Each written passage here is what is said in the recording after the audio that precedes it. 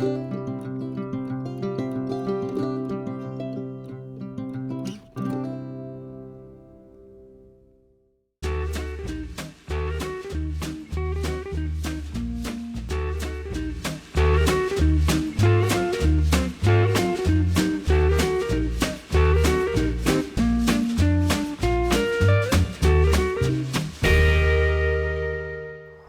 Simon. I have another book for you today.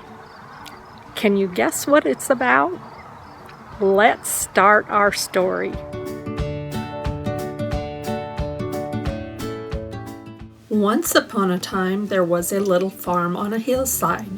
On the farm were some pigs and hens, a horse and a cow, a dog and a cat, and a big black goat named Nanny. One day, Nanny called to the animals. "Come," she said, "and see my baby." She led them to a bush where fuzzy black baby goat peered out at them with curious eyes. "I shall call him Franky after my third cousin," said Nanny. "Ah, and oh, and isn't he so dear?" came from the animals. The fuzzy baby goat stood on his wobbly legs and stared at them.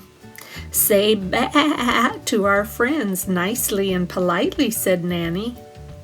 "Boo!" bleated Franky. The animals walked away, saying, "Well, of all things, and did you ever? Such rudeness!" "Nanny'll have trouble with that baby, you'll see," warned the dog. The cow said, "I know what I'd do with a calf that said meow." Along came Nanny. She had heard what they were saying.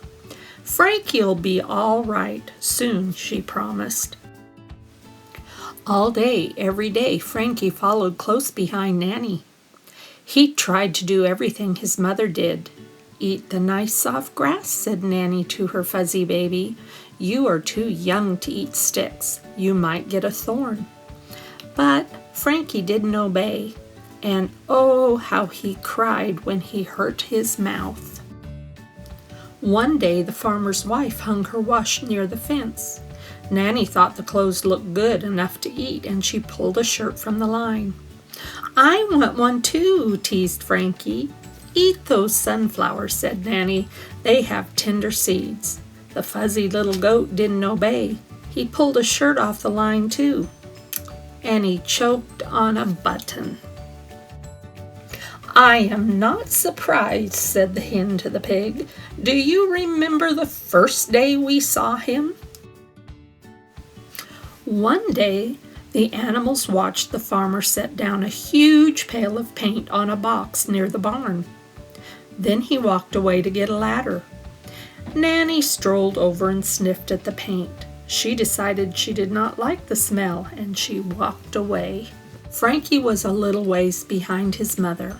"I wonder what she found. I hope she left some for me," he said to himself. The animals shook their heads at the fuzzy little goat, but that did not stop Franky. No, sir. Franky strutted over to the box. He was too short to reach the pail, so he climbed. "Just the color of the roses I ate yesterday," he said. "But I must say they smelled better." As he put his nose into the pail, the farmer yelled, "Hey, stop that!"